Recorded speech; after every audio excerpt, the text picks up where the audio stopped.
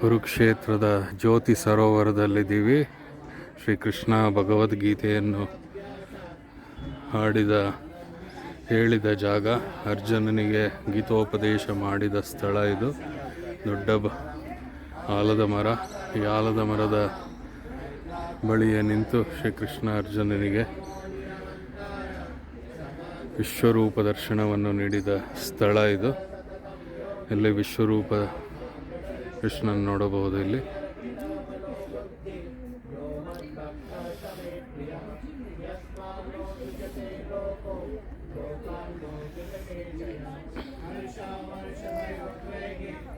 ಅಮ್ಮ ನೋಡೋದಲ್ಲೇ ಇದೇ ಜಾಗದಲ್ಲಿ ಆಲದ ಮರದ ಕೆಳಗೆ ನಿಂತು ಹೇಳಿದ್ದು ಗೀತೋಪದೇಶ ಅರ್ಜುನನಿಗೆ ಶ್ರೀಕೃಷ್ಣ. ಇದೇ ನೋಡಿ, ಇದು ಇವರು ಶ್ರೀರಂಗಮ್ಮ ಕಂಚಿ ಸ್ವಾಮಿಗಳು ಮಾಡಿಸಿದ್ದು. ಶ್ರೀ ಕಂಚಿ ಕಾಮಕೋಟಿ ಪೀಠದ ಶಂಕರಾಚಾರ್ಯ ಅವರು.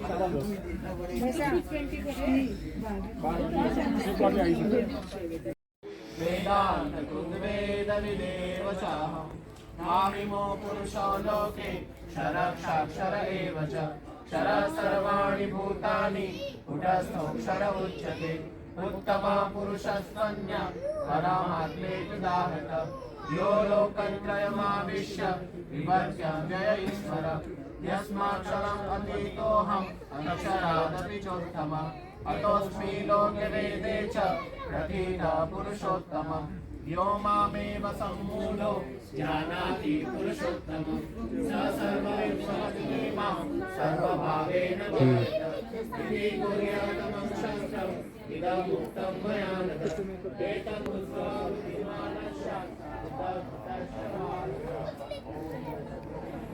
ಅವಾಗ ಕಾಲಿಡಕ್ಕೆ ಬಿಸಿ, ಕಾಲು ಸುಡ್ತಾ ಇತ್ತು. ಇವಾಗ ಥಂಡಿ.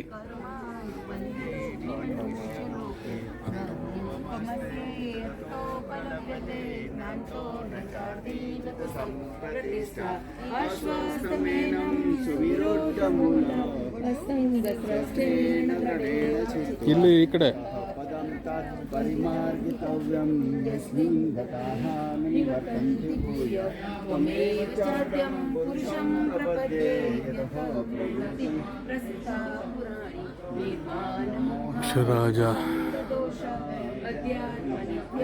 ಹರೇ ಕೃಷ್ಣ ಕೃಷ್ಣ ಕೃಷ್ಣ ಹರೇ ಹರೇ, ಹರೇ ರಾಮ ರಾಮ ರಾಮ ಹರೇ ಹರೇ.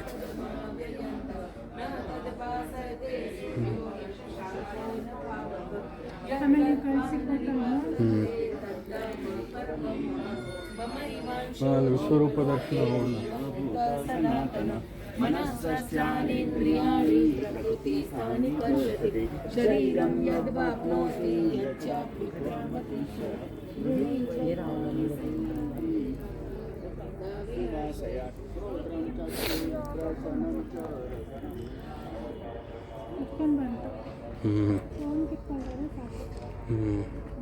ಇದು ದಪ್ಪದಿದೆ. ಇಲ್ಲಿಂದ ನಿಂಗೆ ವಿಡಿಯೋ ಕಾಲ್ ಮಾಡಿದ್ದೆ, ಜ್ಞಾಪಕ ಇದೆಯಾ?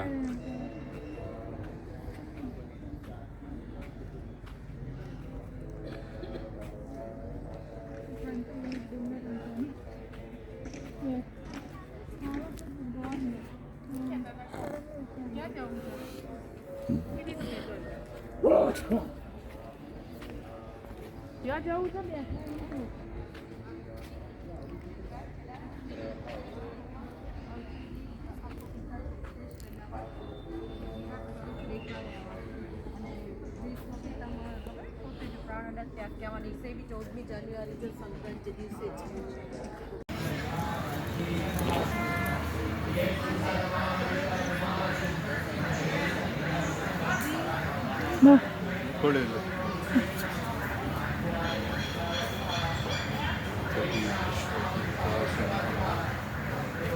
place where Krishna told Bhagavad Gita to Arjuna.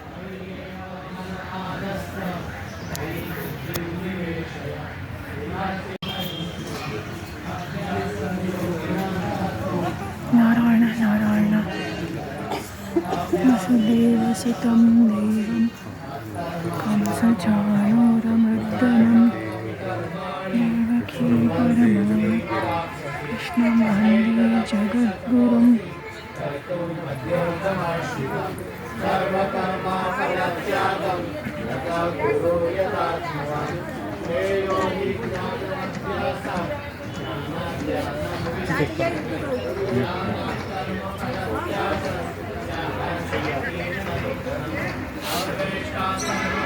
This is said to be the tree under which Krishna told Arjuna the Bhagavad Gita. This is the Hitopadesha statue.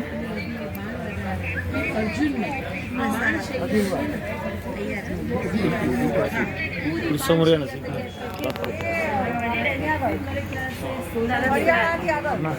दिन तक वो उत्तरायण का सूर्य नहीं हुआ ना, तब तक कृष्ण पिता ने देख त्याग नहीं किया।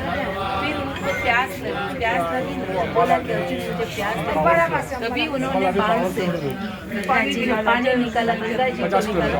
और वो जो है ना वो सीता वो वाली जगह है ना, वो यहाँ से भी। और आज का दिन सुबह में विष्णु पितामह ने देह त्याग किया।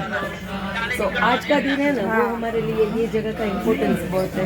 कहाँ पे? नहीं, विष्णु की सवारे 6:30 ट्रेन से दूर है। तो पानी कहाँ निकालते? वहाँ पे भी है?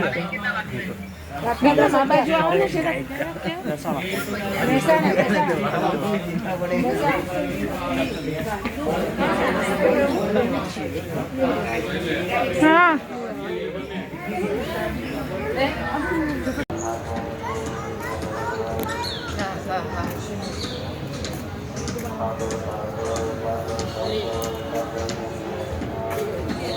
જરાક દેખાડી દે ને એટલે આમ તો જરાક ફોન કરા તું પપ્પા જાય દીપ્તિ ના એને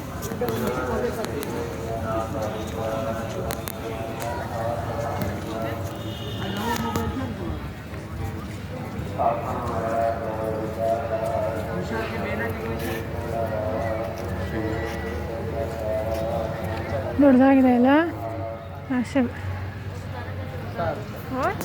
ದೊಡ್ಡದಾಗಿದೆ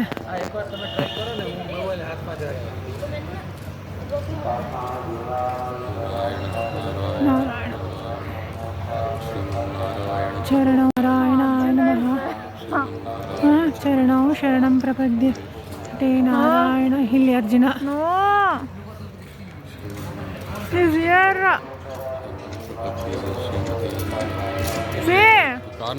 ಕಾರ್ನರಲ್ಲೇ ಹಾಂ ಚಿಕ್ಕದಾಗಿ ಇಲ್ಲಿ ಅಲ್ಲ ಇಲ್ಲಿ ಚಾರಿಯಟ್ ಖಾಲಿ ಆಗಿದೆ ಇಲ್ಲೇ ಅರ್ಜುನ ಅಲ್ಲಿ ಇರ್ತೀನಿ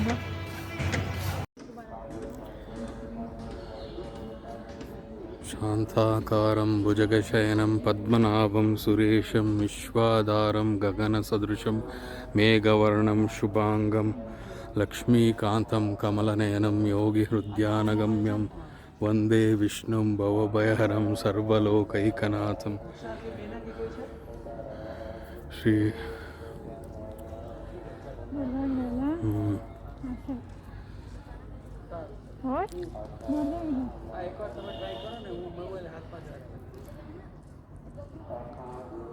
ನಾರಾಯಣ ನಾರಾಯಣ ನಾರಾಯಣ ಶ್ರೀಮನ್ನಾರಾಯಣ ಚರಣೌ ಶರಣಂ ಪ್ರಪದ್ಯೆ ಶ್ರೀಮತೆ ನಾರಾಯಣಾಯ ನಮಃ ಶ್ರೀಮನ್ನಾರಾಯಣ ಚರಣೌ ಶರಣಂ ಪ್ರಪದ್ಯೆ ಶ್ರೀಮತೆ ನಾರಾಯಣಾಯ ನಮಃ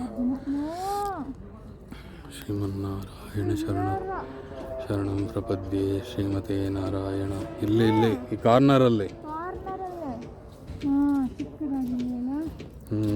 ಅರ್ಜುನ ಇಲ್ಲಿ ಕೂತು ನೋಡ್ತಾ ಇದ್ದಾರೆ ಅಂತ ಚಾರಿಯಟ್ ಖಾಲಿ ಆಗಿದೆ ಇಲ್ಲೇ ಅರ್ಜುನ ಅಲ್ಲಿ ಇರ್ತೀನಿ ಈಗ ತೆಗೆದು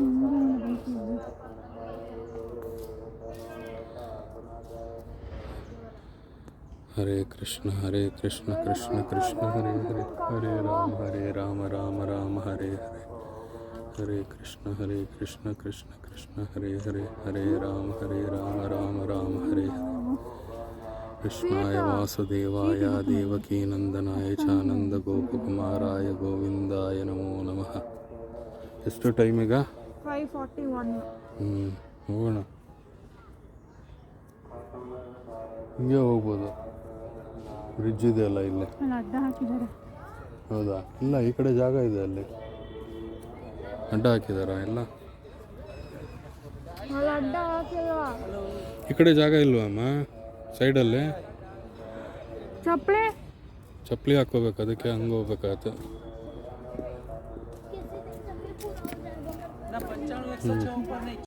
और जलप्रपातों के मिश्र माध्यम से महाभारत के भीष्म पर्व में उल्लिखित श्री कृष्ण और अर्जुन के इस संवाद में भक्ति, योग, ज्ञान, मोक्ष और कर्म के सिद्धांतों को इस तरह से बताया समझाया गया है कि इसमें भारतीय दर्शन के संस्कार, व्यवहार के सारे पक्ष समा जाते हैं। भगवद गीता का यह पढ़ आपको तभी मजा देगा जब आप भी इसके लिए मानसिक रूप से तैयार हो जाएंगे। और इसके लिए पहला काम है कि आप अपने सेल फोन को ऑफ कर लें। आपसे निवेदन है कि इस शो की रिकॉर्डिंग ना करें, क्योंकि यह कैमरा को नहीं आपकी आंखों को सुख देगा। तो कृपया अपने फोन बंद कर लीजिए और आनंद लीजिए उस वचन का, प्रवचन का, नीति वचन और धर्मोपदेश का, जो सदा सर्वदा से शाश्वत है, सर्वव्यापी है, सार्वभौम है। प्रस्तुत है श्रीमद् भगवद गीता।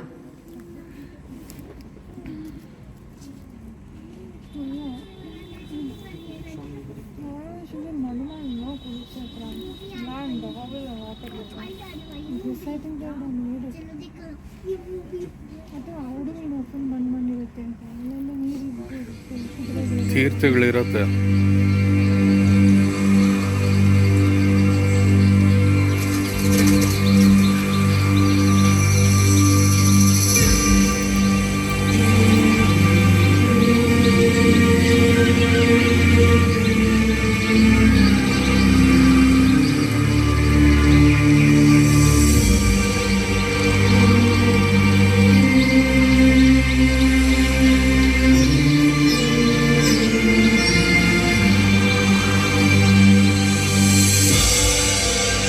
समय सदा गतिमान रहा, बहता रहा, चलता रहा, और मैं अचल अटल अडिग यही एक जगह गड़ा रहा, खड़ा रहा।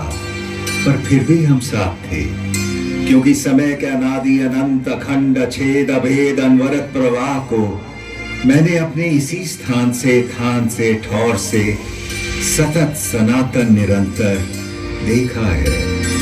इसी थान से मैंने थानेश्वर महादेव या स्थानेश्वर को इस धर्म क्षेत्र में आते देखा है। इसी स्थान से मैंने सारी सृष्टि के रचयिता प्रजापति ब्रह्मा को विष्णु जी की नाभि से स्वयं सर्जित होते देखा है। इस जगह से मैंने सरित सरस्वती की धर्म धारा को कलकल बहते निहारा है, और इसी ठौर से मैंने दृशतवती नदी को प्रवाहित होते देखा है। यही गड़े खड़े मैं साक्षी रहा हूं ब्रह्मा जी के ब्रह्म सरोवर बनाने और उसमें नहाने का।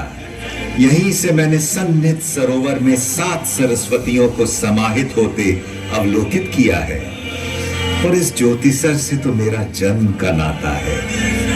इस सरोवर के किनारे जन्म लेकर, इसके जल से सिंचित होकर, इसी स्थल पर इतिहास को बनते, बिगड़ते, बदलते देखा है। आपके सम्मुख विद्यमान इस वट वृक्ष ने। इस पुरातन पवित्र पावन ब्रह्मावर्त में मैंने वेदों को अवतरित होते और पुराणों को विरचित होते देखा है। फिर अष्टांग धर्म स्थापित करने वाले सत्यनिष्ठ दानी दयालु प्रतापी राजा कुरु के समय मैंने इस क्षेत्र, इस धर्म क्षेत्र को कुरुक्षेत्र कहलाते भी देखा है। भरत कुल और पुरु वंश के वंशज राजा कुरु का समय ऋग्वेद का काल कहलाता था। जब आर्यों के इसी उत्तरवेदी ब्रह्मवेदी आर्याना में अपौरुषेय वेदों का अवतरण हुआ। इस पवित्र भूमि ब्रह्मावर्त में मैंने सहस्त्राधिक हवन कुंडों की यज्ञाग्नि में मंत्रोच्चार के साथ होत्र की समिधा पढ़ते और पूरी धरती को सुगंधित धूम्र से सुवासित होते भी देखा है। फिर कुरुराज के प्रपौत्रों कौरवों और पांडवों के समय मैंने इसी कुरुक्षेत्र को युद्ध क्षेत्र में बदलते देखा है। केवल 5 पद तो मांगे थे पांडु पुत्रों ने, पानीपत, सोनीपत, बागपत, तिलपत और इंद्रपत। पर जब 5 गांव देने से भी मना कर दिया धृतराष्ट्र के पुत्रों ने, तो युद्ध अवश्यम भावी हो गया था। एक ऐसा युद्ध जिसने एक वंश, एक नगर, एक राज्य, एक राजधानी, एक देश, एक संस्कृति, एक युग नहीं, पूरे भारतवर्ष को महाभारत नाम की रक्त रंजित मृत्यु और महानाश के मुख में धकेल दिया था।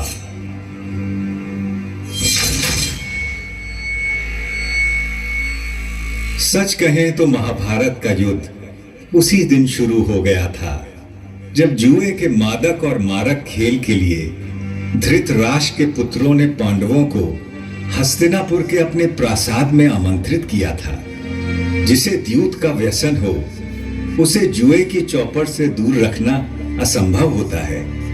पांडवों की ओर से युधिष्ठिर पासे फेंक रहे थे और कौरवों की ओर से मामा शकुनी। एक एक कर सारे दांव गांव धन धान्य और संपत्ति पांडव हारते चले गए।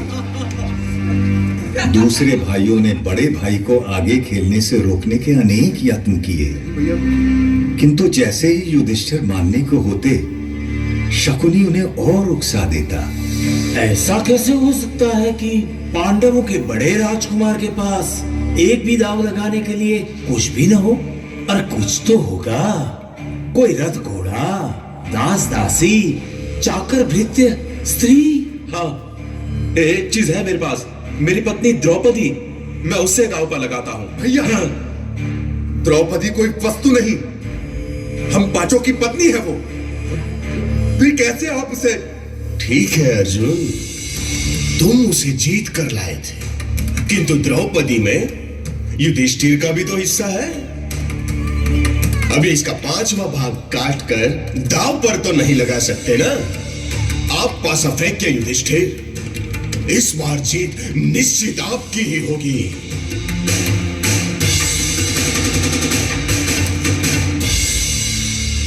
भैया, नहीं।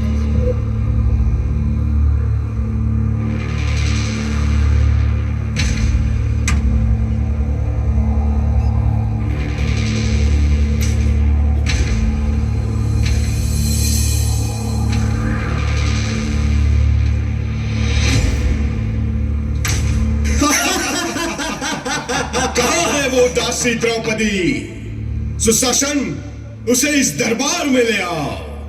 दुनिया तो देखे कि मैंने आज क्या जीता है।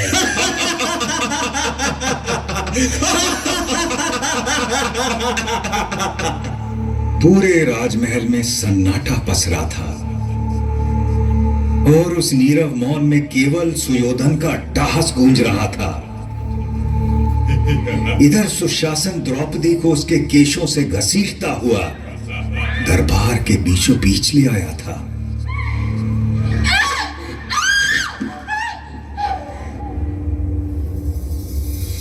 पांच पतियों की पत्नी पांचाली, उस दिन तो तुम्हें ठीक से देख नहीं पाया था, किंतु आज तुझे देखकर मैं अचंभित हूं रूपवती द्रुपद कन्या। अभी भी ना तूने मुझे ठीक से देखा है न जाना है, वरना तेरी हिम्मत न होती इस तरह मुझे भरे दरबार में घसीटने की। पापी! सही तो कह रही है, अभी तूने मुझे न ठीक से देखा है न जाना है। सुशासन, चलो निर्वस्त्र कर दो इस दासी को। बस कर सुयोधन, तेरी हिम्मत कैसे हुई मेरी पत्नी काया से अपमान करने की? सुशासन, दूर हट जा। यदि तूने द्रौपदी को छुआ भी तो मैं तुझे जीवित नहीं छोड़ूंगा।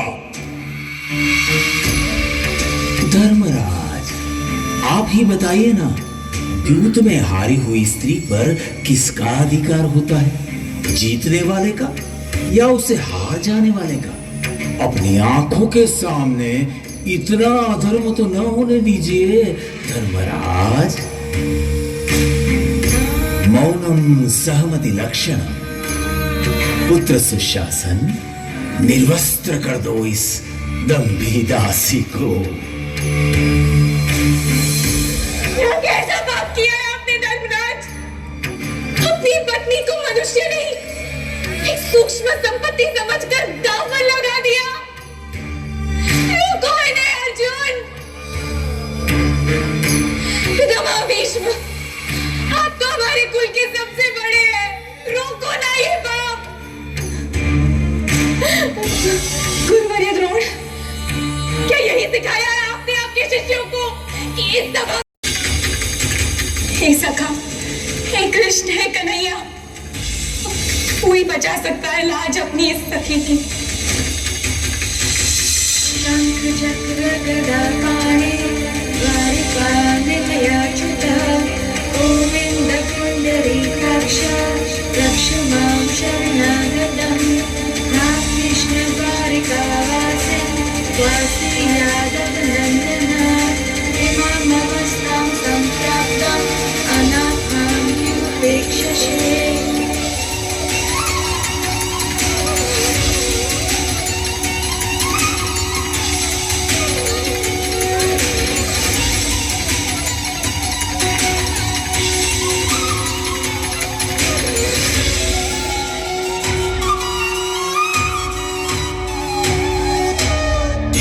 सखा, इतनी देर क्यों लगा दी? तूने ही तो गलती की मुझे दूर द्वारिका से बुलाने की। यदि तू कहती मेरे मन बसिया कृष्ण, तो मैं तो तेरे पास ही था, तेरे साथ ही था, तुझ में ही था सखी।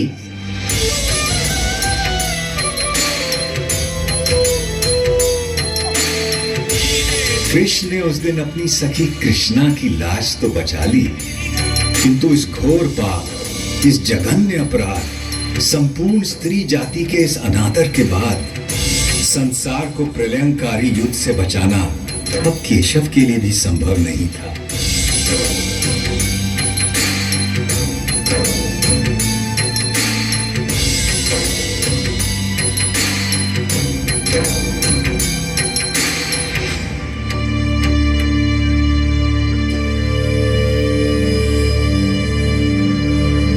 कुरुक्षेत्र को युद्ध क्षेत्र बनाने की तैयारी में तमाम जंगल जलाए जाने लगे, पेड़ काटे जाने लगे। सौभाग्य से पता नहीं कैसे मैं उस दिन बच गया, या दुर्भाग्य से, क्योंकि अगले 18 दिनों में जो नरसंहार, जो रक्तपात, जो छल बल, जो नृशंस हत्याएं, जो मूल्यों का हनन, जो मानवता का पशुवत चेहरा मैंने देखा, उससे अच्छा था कि मुझे भी काट डाला गया होता या जला दिया गया होता।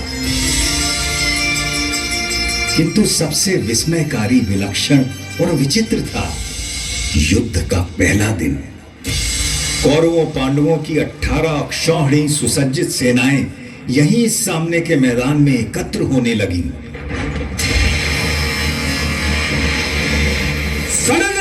खड़क खड़क बर्छों की चमक चमक, बाणों की किरणों में भालों की दमक दमक दमक।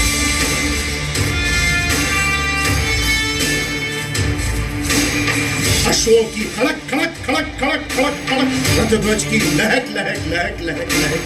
मृत्यु आलिंगन को वीरों की ललक ललक, सेना की भड़क भड़क, ललकारे चहक चहक।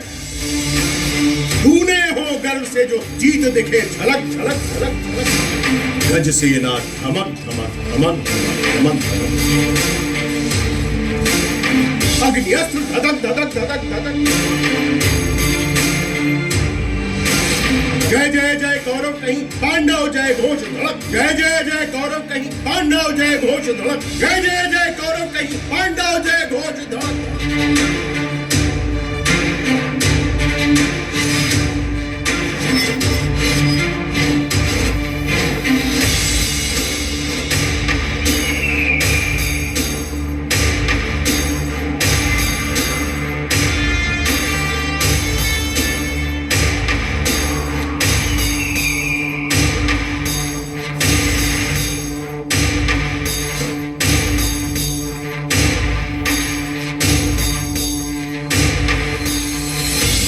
कुरुक्षेत्र में युद्धोन्मुख सेनाएं एकत्र हो चुकी थीं और उधर दूर हस्तिनापुर के राजप्रासाद में बैठे अंधे राजा धृतराष्ट्र सब कुछ देखने को व्याकुल थे। देखना तो दुर्भाग्य से असंभव था जन्मांध राजा के लिए, किंतु कदाचित उनके अंधेपन की प्रतिपूर्ति के लिए ही उनके रथवाहक संजय को दिव्य दृष्टि का वरदान था, जिससे वो दूर की चीजों को देख सकते थे। व्यथित धृतराष्ट्र ने संजय से पूछा, धर्म क्षेत्र कुरुक्षेत्र में जब मेरे और पांडु के बेटे युद्ध के लिए एकत्र हो गए हैं, तो संजय उन्होंने क्या किया है?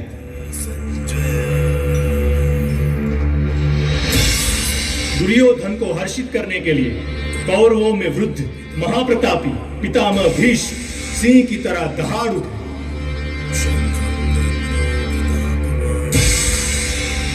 और उन्होंने युद्ध का शंख फूंक दिया है।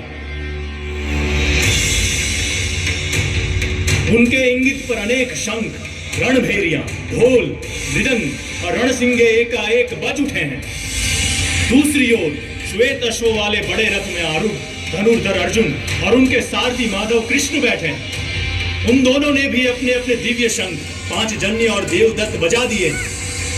उधर भीम ने अपना पौंड्र शंख बजाया तो युधिष्ठिर ने अनंत विजय में फूंक मार दी। पांडवों की ओर से और भी अनगिनत शंख बज उठे हैं स्वामी, और उनके विस्फोटक कोलाहल आकाश धरती कंपित हो उठे, और आपके पुत्रों के साथियों और समर्थकों के हृदय भी कांप गए हैं महाराज। जब पांडु पुत्र अर्जुन ने देखा कि अस्त्र शस्त्र चलने ही वाले हैं, तो उसने भी अपना धनुष गांडीव उठा लिया। किंतु तभी एक विचित्र बात हुई। अर्जुन ने अपने सारथी ऋषिकेश कृष्ण से कहा कि वो उनके रथ को दोनों सेनाओं के बीचों बीच ले जाएं, ताकि वो देख सकें कि उन्हें किस किस से लड़ना है, किन्हें मारना है, किन पर विजय प्राप्त करनी है। और अच्युत उनका रथ लेकर आगे बढ़ चले हैं।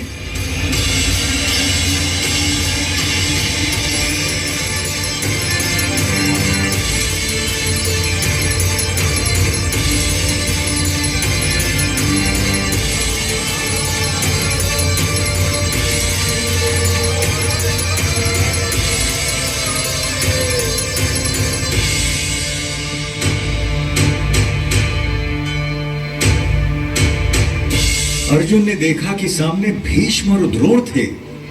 उसने देखा कि सामने खड़े सभी शत्रु योद्धा उसके पुरखे और दादा हैं, उसके आचार्य और मामा हैं, भाई बेटे पोते और पूरे जीवन के संगी साथी हैं। उसने देख लिया कि सामने खड़े मरने मारने को आतुर लोग सब उसके अपने थे, और व्यथित होकर वो बोल उठा, कृष्ण, न मुझे विजय चाहिए, न राज्य, न सुख। हमें राज्य मिले भी तो क्या होगा? भोगों का हम क्या करेंगे? जीने में क्या रखा है? ये सब के सब मेरे आचार्य, मेरे गुरु, मेरे पितर, मेरे ताऊ चाचा, मेरे बेटे, मेरे बाबा दादा मामा पोते साले ससुर सगे संबंधी हैं। मैं इन्हें मरवाना या मारना नहीं चाहता केशव, चाहे मेरी जान ही क्यों ना चली जाए। भले ही 3 लोगों का राज्य मुझे मिल जाए, फिर तो थोड़ी सी भूमि की बात ही क्या है।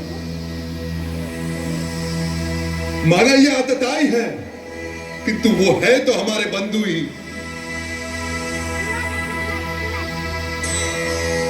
अपने कुटुंबियों को मारकर माधव हम सुखी कैसे हो सकते हैं? महाशोक की ये महापाप करने को हम तैयार हैं। राज्य और सुख के लोभ में हम अपने ही लोगों की हत्या करने को उतारू हो गए हैं। धृतराष्ट्र के अस्त्रों शस्त्रों से सुसज्जित बेटे भले रण में मुझे मार डाले, तो भी मेरे लिए यही उचित और स्वीकार्य होगा। अर्जुन की ये विषाद योग दशा देखकर उसके सारथी श्री कृष्ण कदापि चिंतित नहीं हुए, बल्कि उसकी बातें सुनकर ऋषिकेश कृष्ण कुछ हंस पड़े और अर्जुन से बोले,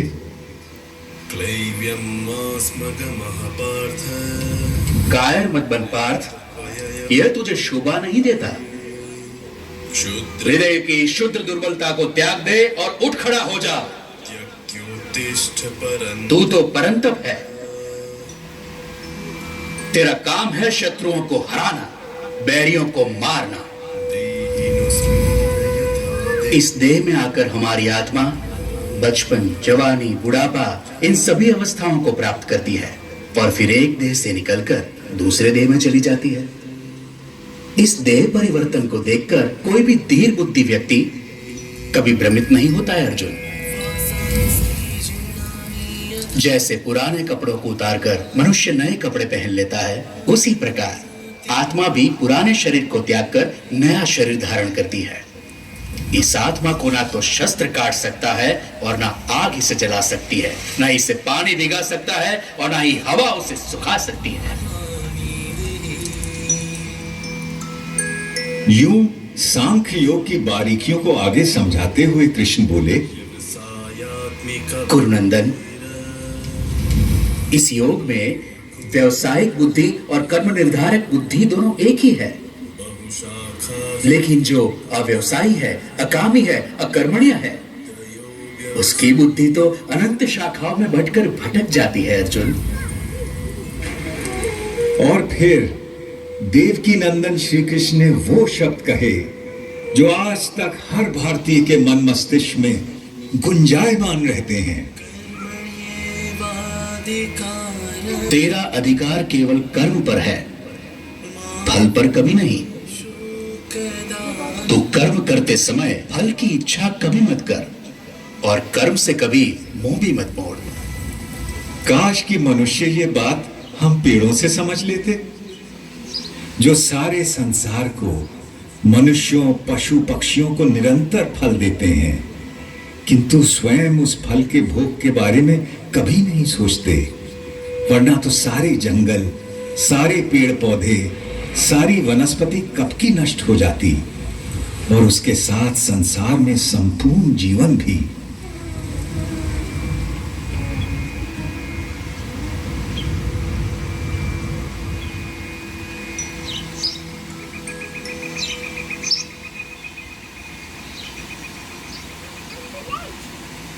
आपकी बातें मिली जुली सी हैं जनार्दन, और आप मुझे भ्रमित कर रहे हैं।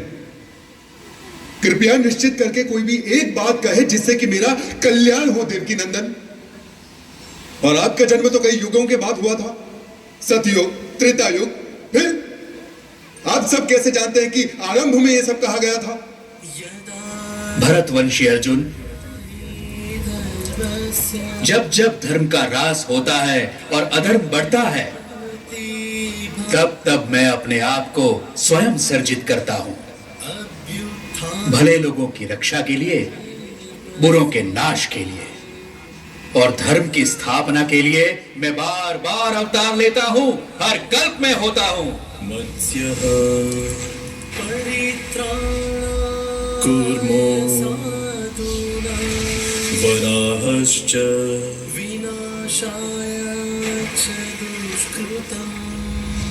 नृसिंहोऽवतः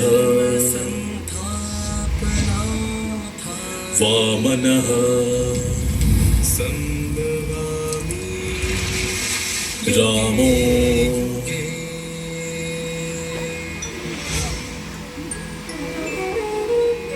रामश्च चतुर्दशः। अर्जुन के सीधे संशय के बाद भगवान ने उसे ध्यान योग के बारे में इस प्रकार बताया। श्रद्धावान, खोजी और इंद्रियों को जीत चुके व्यक्ति को ही ज्ञान प्राप्त होता है और ज्ञान प्राप्त होने के बाद उसे शीघ्र ही परम शांति मिल जाती है। हे कृष्ण, आपने कर्मों से संन्यास की और फिर कर्मों के योग की भी प्रशंसा की। इनमें से सचमुच कौन सा हितकारी है?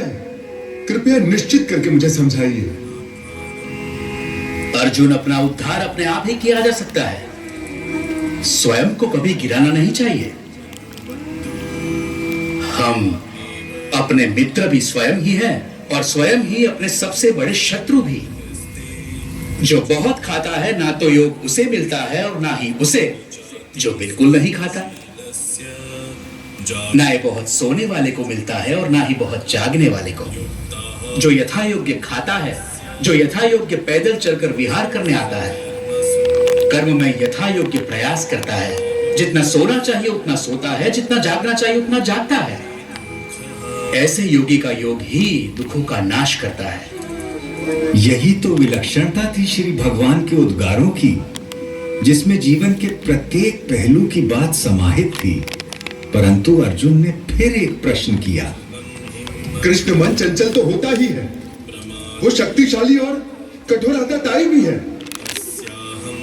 उसे बस में रखना तो हवा को रोक कर रखने जैसा कठिन लगता है मुझे। निसंदेह महाबाहु, निसंदेह मन बहुत चंचल है और उसे बस में करना बहुत कठिन। किंतु कौन्ते, अभ्यास और वैराग्य से इस चंचल मन को भी वश में किया जा सकता है। इस तरह श्री कृष्ण ने अर्जुन को आश्वस्त किया। वो मूर्ख लोग मेरा तिरस्कार करते हैं, मेरा महत्व घटाते हैं, जो ये समझते हैं कि ये समस्त भूत प्राणियों का महेश्वर और अजन्मा मैं इन सभी कार्यों को करने के लिए इस मानव देह पर आश्रित हूं। वो मेरे परम भाव, मेरे परमात्मा तत्व को न जानते हैं न पहचानते हैं। किंतु मैं पत्र, पुष्प, फल, जल, जो कोई भी मुझे भक्ति भाव से अर्पित करता है, मैं ऐसे भक्त का हर उपहार बिना किसी भेदभाव के स्वीकार करता हूं। ये सब जो आपने मुझे बताया है केशव, उसे मैं 100% सच मानता हूं। आपका रहस्य ना तो देवता जानते हैं और ना ही दानव। किंतु अपना योग और विभूति एक बार फिर से और विस्तार पूर्वक बताइए ना जनार्दन, क्योंकि आपकी वाणी और वचनों को सुनकर मुझे तृप्ति नहीं होती। अर्जुन के इस प्रश्न के उत्तर में श्री कृष्ण ने उसे विश्व रूप दर्शन योग के बारे में ज्ञान दिया। आकाश में सहस्त्र सूर्य एक साथ निकल आए तो उनका संवेद प्रकाश भी उस महात्मा की दमक की बराबरी शायद ही कर सके। इसलिए तो उठ, यश कमा, शत्रुओं को जीत, इस समृद्धशाली राज्य भोग। इन सबों को तो मैंने पहले ही मार दिया है, तुझे तो बस निमित्त बनना है पांडव।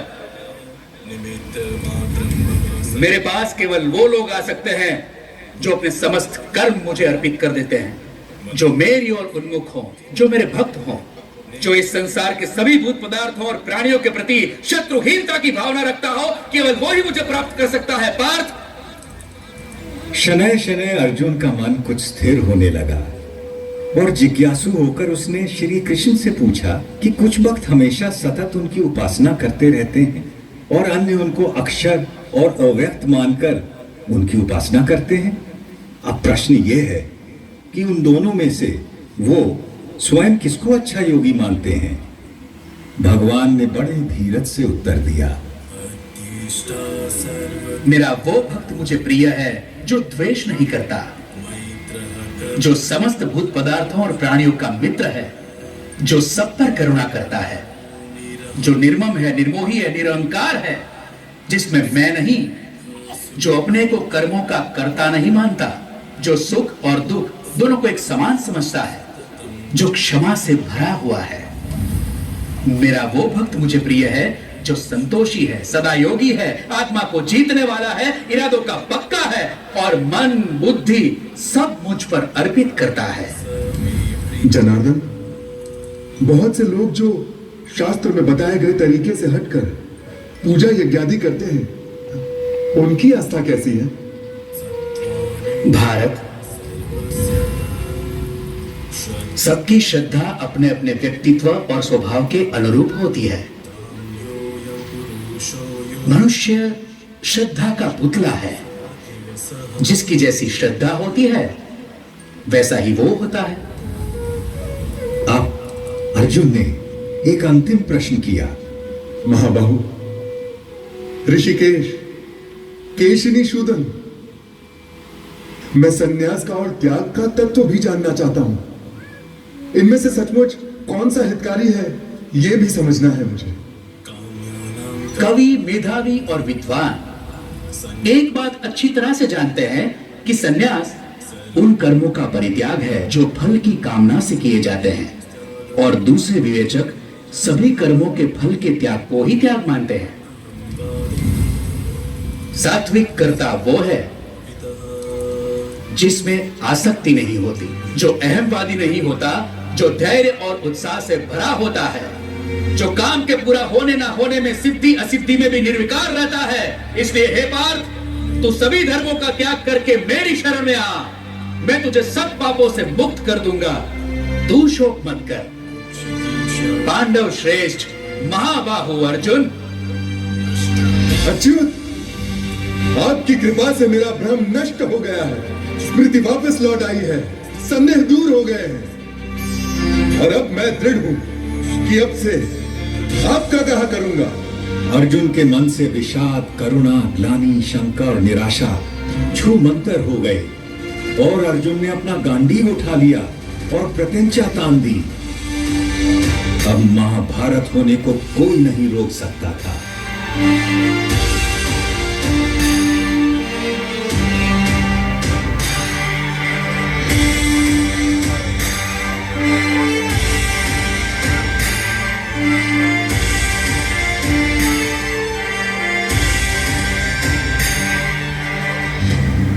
उधर दूर हस्तिनापुर में धृतराष्ट्र के सम्मुख बैठे दूरदृष्टा संजय के मन से भी सारी शंकाएं और भय दूर हो चले, और वो अपने भरतार कौरव नरेश से स्पष्ट बोल पड़ा। जहां योगेश्वर श्री कृष्ण, धनुर्धर अर्जुन, वहीं लक्ष्मी होगी, वहीं विजय होगी, वहीं कल्याण होगा, वहीं अचल नीति का व्यवहार होगा। ये मेरा मानना और ये मेरा मत भी। संजय के मन से कौन सम्मत ना होगा। केशव और अर्जुन का वो संवाद याद कर सहस्त्राब्दियों बाद भी मैं अभी भी बार बार रोमांचित हो उठता हूं, किंतु और भी रोमांचित हो उठता हूं मैं हरि का वो अद्भुत रूप याद करके, जो उन्होंने विश्व रूप दर्शन योग की बात करते समय अर्जुन को दिखाया था। देखते देखते श्री कृष्ण बड़े होने लगे, विशाल होने लगे, विराट होने लगे। देखते देखते उनके अनंत आंख, असंख्य चेहरे, अनगिनत हाथ हो गए, जिनमें अगणित अस्त्र शस्त्र सज्जित थे। कोई ऐसी देवी देवता, भगवान, गंधर्व, यक्ष, अप्सरा ना थे जो उनमें विद्यमान ना हो। वो अनादि अनंत अखंड अछेद अवेद थे। सहस्त्रों सूर्यों का तेज उनमें दमक रहा था, और एक गोल घूमती गूंजती वाणी दशों दिशाओं से गुंजायमान थी।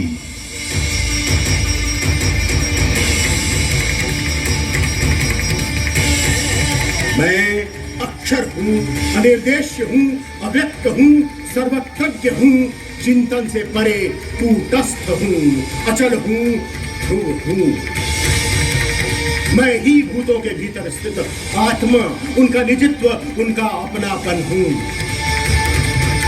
आदित्यों में मैं विष्णु, प्रकाश पुंजों में सूर्य, मारुतों में मारीचि, नक्षत्रों में चंद्र, वेदों में सामवेद, देवताओं में इंद्र, इंद्रियों में मन, प्राणियों में चेतना, रुद्रों में शंकर, यक्षों में कुबेर, वसुओं में अग्नि, पर्वतों में मेरु, पुरोहितों में बृहस्पति, सेनापतियों में स्कंद, जलाशयों में समुद्र, महर्षियों में भृगु, वाणी में ओम, यज्ञों में जप, अचल पदार्थों में हिमालय, पेड़ों में अश्वत्थ, देवर्षियों में नारद, गंधर्वों में चित्ररथ, मुनियों में कपिल, अश्वों में उच्चैःक्षवा, गजों में ऐरावत, मनुष्यों में राजा, हथियारों में वज्र, गौओं में कामधेनु, जन्मदाताओं में कामदेव, नागों में वासुकी, पशुओं में सिंह, पक्षियों में गरुड़, मछलियों में मगरमच्छ, पवित्रकर्ताओं में पवन, ऋचाओं में बृहत साम, छंदों में गायत्री, ऋतुओं में वसंत, नदियों में गंगा, शस्त्रज्ञों में राम, विद्याओं में आध्यात्म, सृष्टियों का आरंभ अंत मध्य मैं ही हूँ।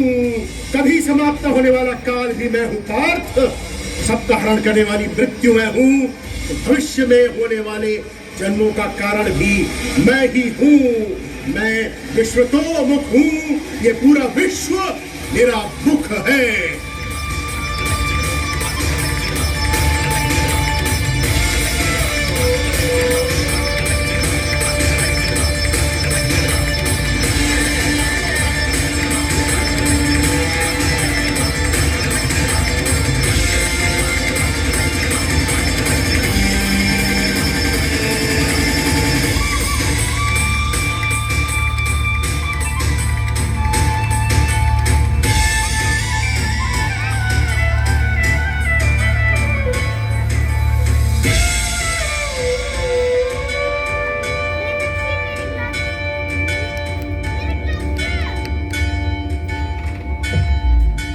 मैं बड़भागी था जो उस दिन भगवान का विश्व रूप अपनी आंखों देख पाया और व्यास जी की कृपा से वासुदेव कृष्ण और महात्मा अर्जुन के बीच का यह गुप्त संवाद स्वयं सुन सका, जिसमें सभी उपनिषदों का, समस्त ब्रह्म सूत्र का और सम्मुच वेदांत का सार केवल 700 श्लोकों में समाहित था।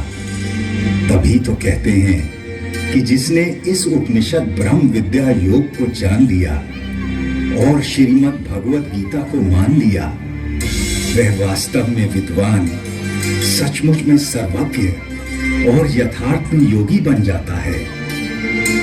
आशा है आज की इस रात के बाद कल का सवेरा आपके जीवन में एक नया प्रकाश, नई आशाएं और निष्काम कर्म के प्रति एक नवीन ऊर्जा लेकर आएगा। तब तक मैं केवल इतनी ही कामना करूंगा, सब सुखी हो, निरोगी हो, कल्याण हो सबका और कोई दुख न भोगे। सर्वे भवन्तु सुखिनः, सर्वे सन्तु निरामयाः, सर्वे भद्राणि पश्यन्तु, मा कश्चित् दुःखभाग् भवेत्। ओम शांति शांति शांति।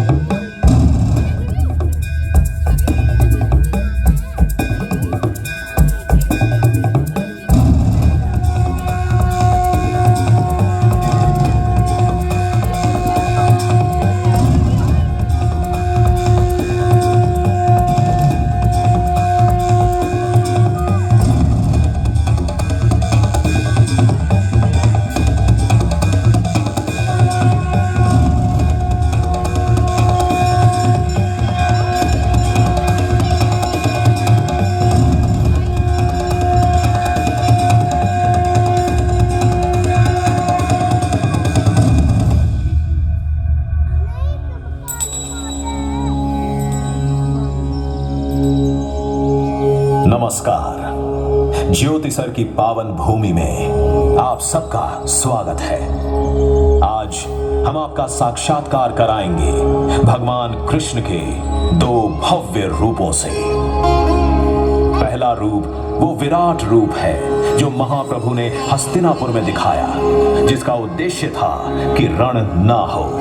और दूसरा रूप वो विश्व रूप है जो अर्जुन ने देखा रणभूमि में, जिसका आशय था कि धर्म युद्ध हो।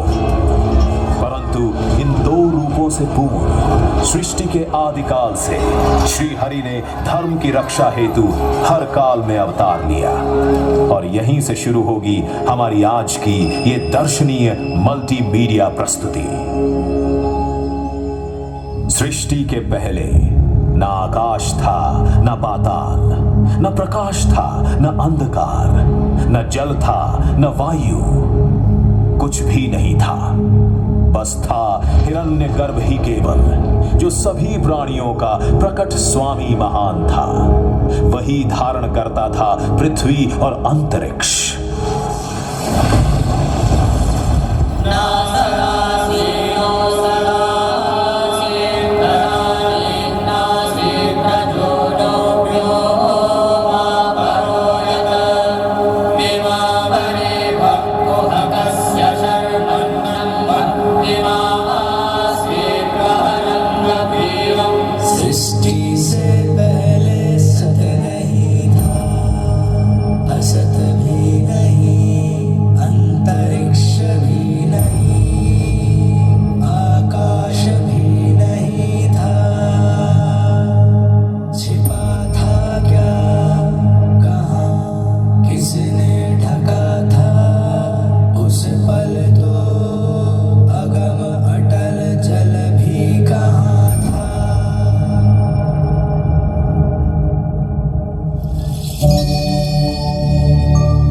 द्वारा रचित अद्भुत और अनुपम सृष्टि के पालन और सुरक्षा का भार महाविष्णु ने संभाला और धर्म की स्थापना हेतु अनेकों अवतार लिए।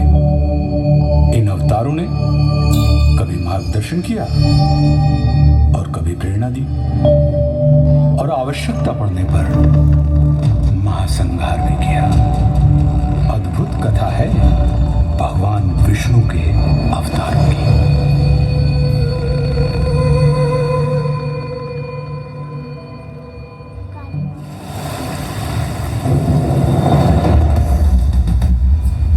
मत्स्य रूप में नौका से जीवन को पार लगाया। मंथन हेतु मेरु साधा कूर्म का रूप बनाया।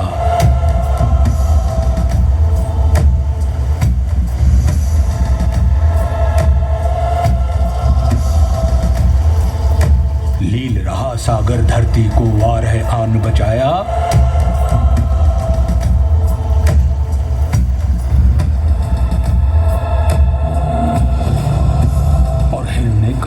नियति तक नरसिंह ने पहुंचाया।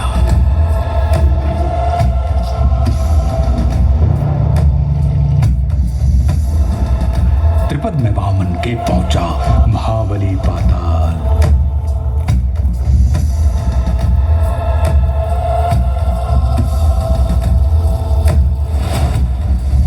अहंकार क्षत्रियों का भूला परशुराम बने काल।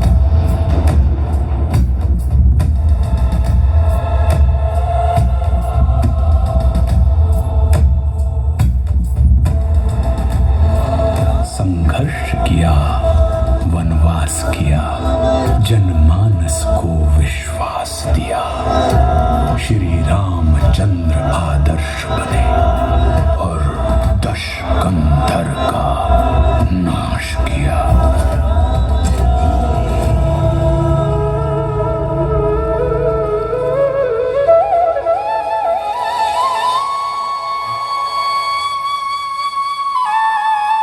इन 7 आंशिक अवतारों के बाद महाविष्णु ने धारण किया पूर्ण अवतार। 16 कलाओं से युक्त महाविष्णु अपने वास्तविक रूप में धरती पर आए। अपने 8वें अवतरण में योगीराज कृष्ण के रूप में। ये वो अवतार जिसमें महाविष्णु ने प्रेम भी सिखाया और युद्ध भी, रास भी रचाई और रण भी।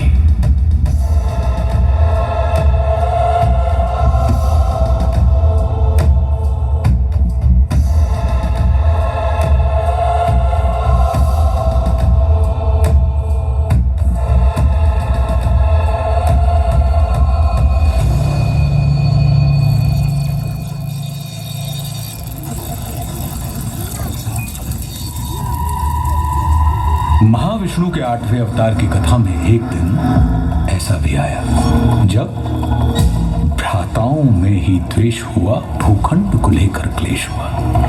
कौरव ने चौसर बिछवाई, पांडव को समझ नहीं आई।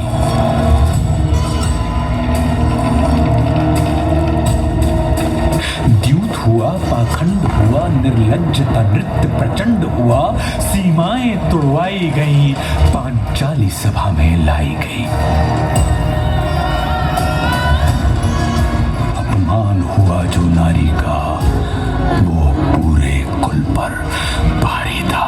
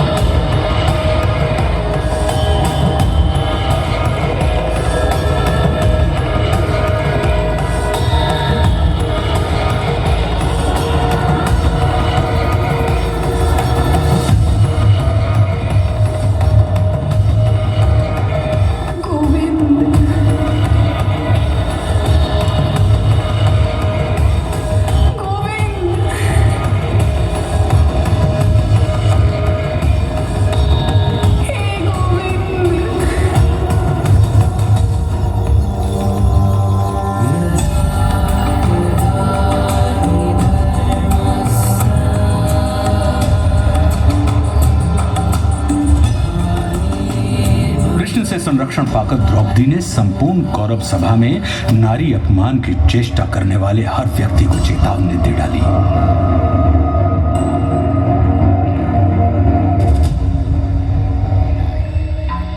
जिस धरा पे हो बैठे धराधिपति, वो धरा ध्वंस धूमिल धरी जाएगी। दिखेंगे मृतक ही मृतक उस तरफ जिस तरफ रक्त रंजित नजर जाएगी।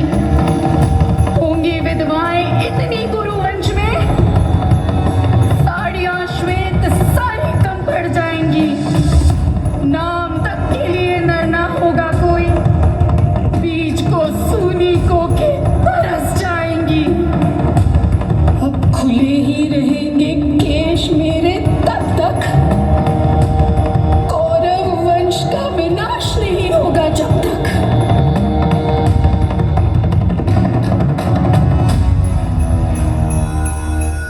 द्रौपदी के अपमान की घटना ने वो पृष्ठभूमि तैयार कर दी जिस पर महाभारत रचा गया।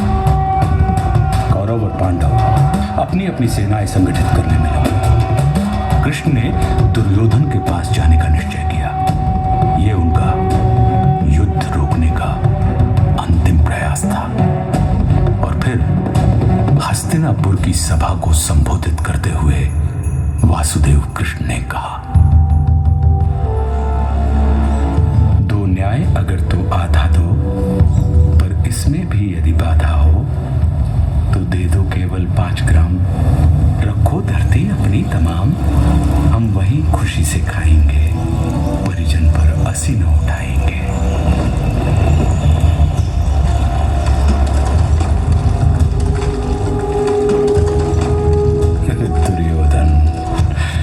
दुर्योधन वह भी दे न सका, आशीष समाज की ले न सका। उल्टे हरि को बांधने चला, जो था असाध्य साधने चला। जब नाश मनुज पर छाता है, पहले विवेक मर जाता है।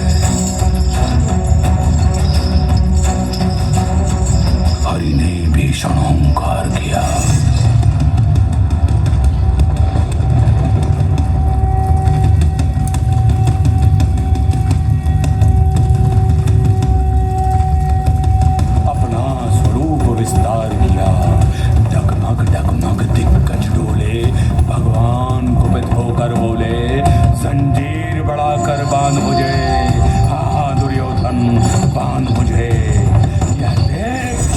गगन मुझ में लय है, यह देख पवन मुझ में लय है। मुझ में विलीन संसार सकल, मुझ में लय है झंकार सकल। अमृतत्व फूलता है मुझ में, संहार झूलता है मुझ में। उदयाचल मेरा दीप्तिपाल, भूमंडल वक्षस्थल विशाल। भुज पर दिबंध को घेरे हैं, मैनाक मेरु पग मेरे हैं। और दिखते जो ग्रह नक्षत्र निखर, सब है मेरे मुख के अंदर। दृग हूँ तो दृश्य कांड देख, मुझ में सारा ब्रह्मांड देख। क्षर अक्षर जीव जग क्षर अक्षर नश्वर मनुष्य सुर जाति अमर। शतकोटि विष्णु ब्रह्मा महेश, शतकोटि जिष्णु जलपति धनेश। शतकोटि रुद्र शतकोटि काल, शतकोटि दंडधर लोकपाल। जंजीर बढ़ाकर साधने, दुर्योधन बांधने। भूलोक अतल पाताल देख, गत और अनागत काल देख। अंबर में कुंतल जाल देख, पद के नीचे पाताल देख। मुट्ठी में तीनों काल देख, मेरा स्वरूप विकराल देख। सब जन्म मुझी से पाते हैं, फिर लाख मुझी में आते हैं। बांधने मुझे तू आया है, जंजीर बड़ी क्या लाया है। यदि मुझे बांधना चाहे मन, तो पहले बांध अनंत गगन। सूने को साध न सकता है, वह मुझे बांध कब सकता है।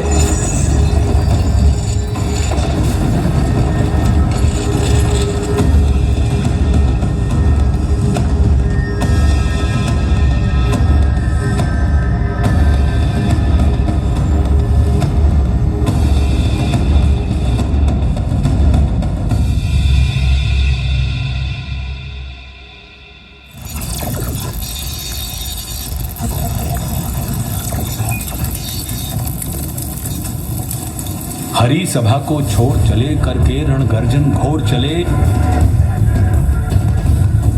मन दुर्योधन का नहीं मना, और महाभारत का युद्ध उठा। जब नाश मनुष्य पर छाता है, पहले विवेक मर जाता है। रणभूमि पहुंची सेनाएं, फिर मध्य कृष्ण अर्जुन आए। अर्जुन ने देखे परिजन सब, शंका से भर आया मन तब। कोई गुरु तात कोई भ्राता, इन सबसे है मेरा नाता। गांडीव चलाऊं मैं कैसे, संबंध भुलाऊं मैं कैसे। घटनाक्रम ऐसा घटित हुआ, जब रण में अर्जुन व्यथित हुआ।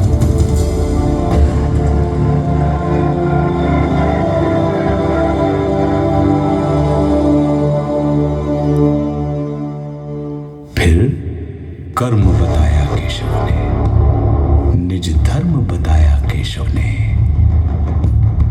बोले निमित्त तू मैं करता, मेरे होते तू क्यों डरता।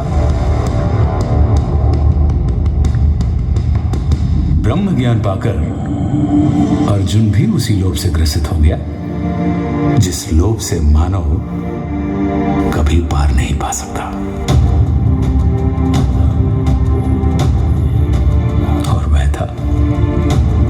ईश्वर के विश्वरूप का दर्शन।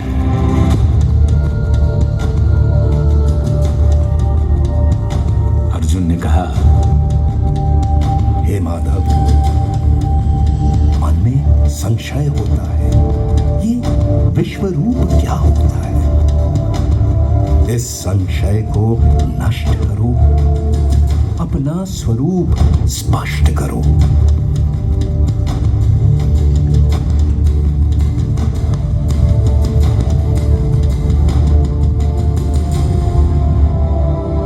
बोले हरि, दृग नहीं है योग्य तेरे, ले दिव्य दृष्टि लख रूप मेरे।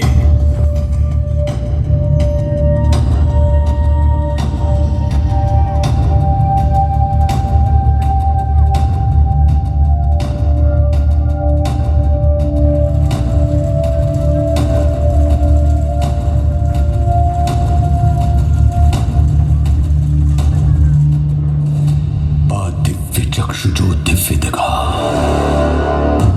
वो दिव्य तो था, मोहक ना था।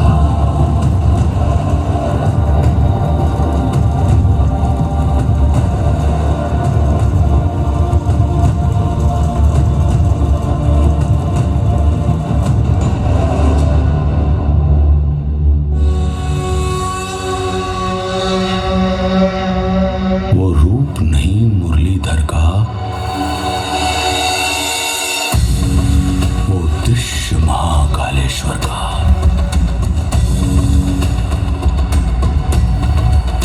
जल उठे सूर्य कहीं एक संग, बज उठे श्वास में रण मृदंग।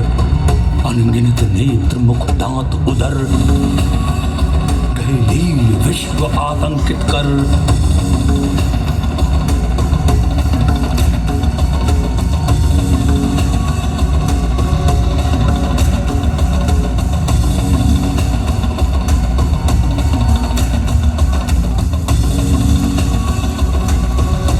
उद्गीरत मुख से प्रलय आग, कौरव पांडव हरि भौज भाग।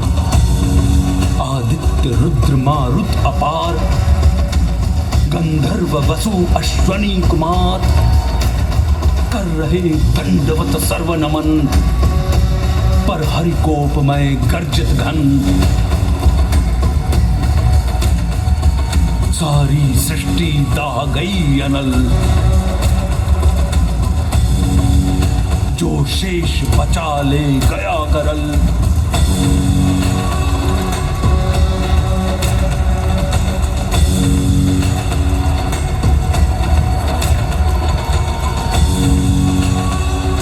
हरिमुख में सब कुछ समा गया, था विश्व यहीं अब कहाँ गया।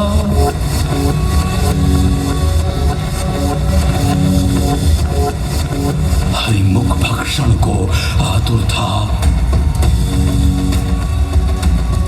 मुख एक नहीं शतकोटि मुख।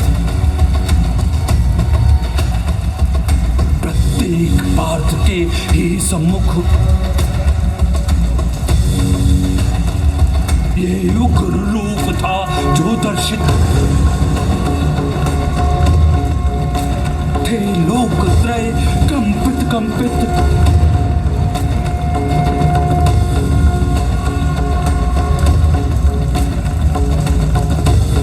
विकराल रूप जो दिखलाया, गुलकेश देख तक ना पाया। का रूप धरो वही जो प्रिय है, हर शब्द तुम्हारा अनुमेय है। बोले प्रभु उठकर युद्ध करो, निज स्वधर्म को सिद्ध करो। नहीं समर तेरा ये मेरा है, कर्तव्य कर्म बस तेरा है।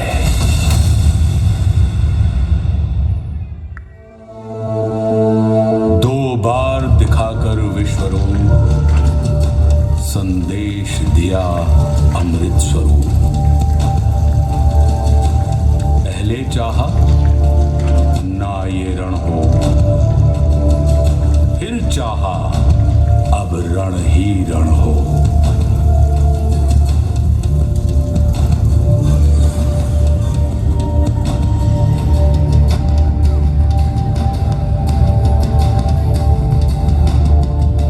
ही तो हूं हर कोने में, रण होने में ना होने में।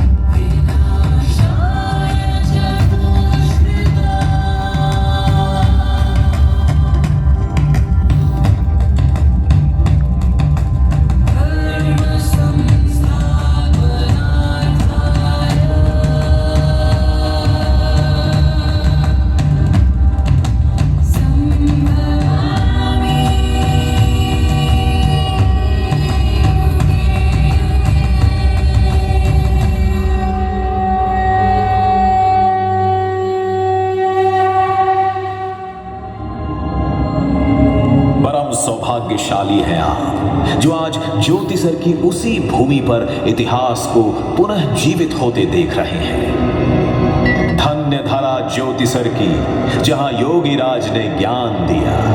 धन्य धन्य ये कुरुक्षेत्र जिसने इतिहास को थाम लिया।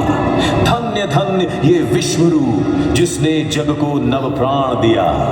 धन्य धन्य श्री महाविष्णु नव धर्म प्रणीत महान किया।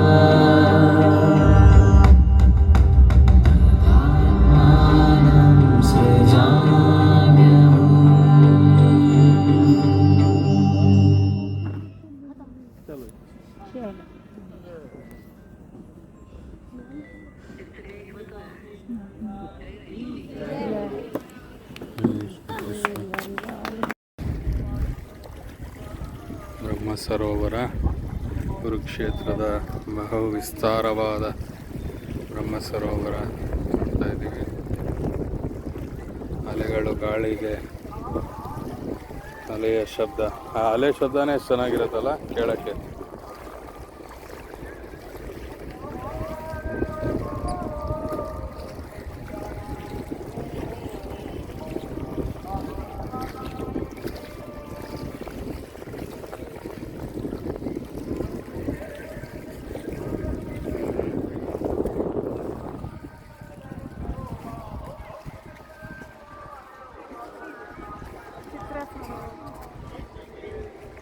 ನೋಡಿല്ലേ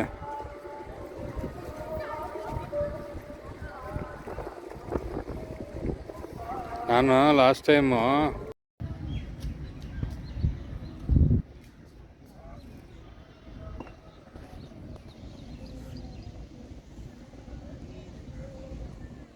ಅಂಡರ್ ವಾಟರ್ ಹೊಟ್ಟೋಗಿತ್ತಲ್ಲ,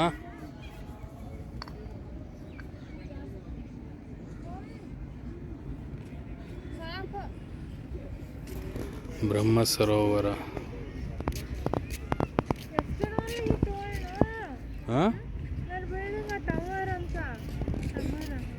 ಅದು ಗೀತಾ ಅದನ್ನೇ ಭಗವದ್ಗೀತಾದು ಶ್ಲೋಕಗಳನ್ನೆಲ್ಲ ಇದು ಮಾಡ್ತಾರಂತಲ್ಲಿ.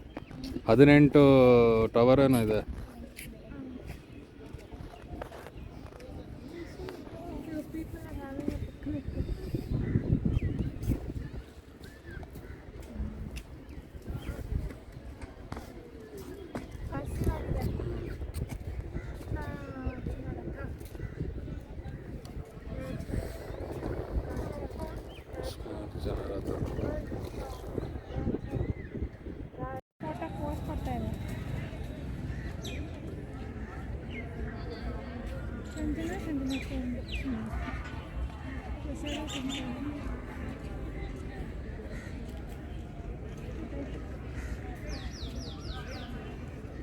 people will be like, "You're already nodding."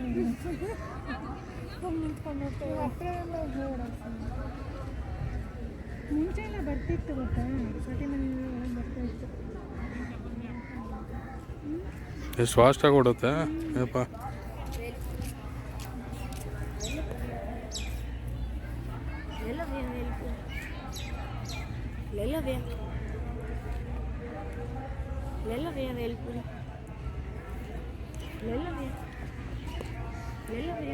ಏನಿಲ್ಲ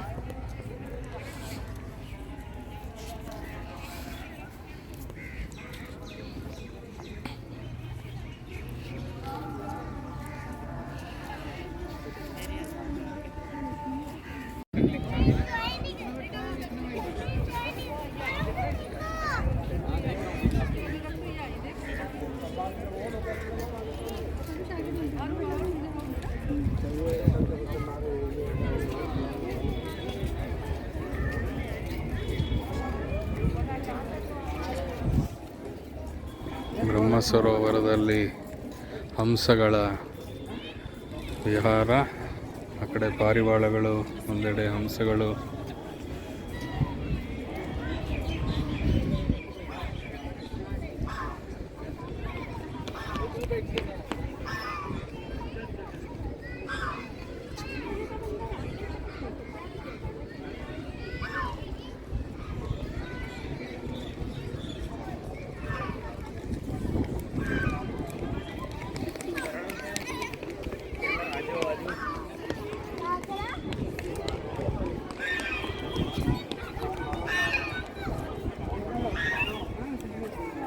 ಏನೋ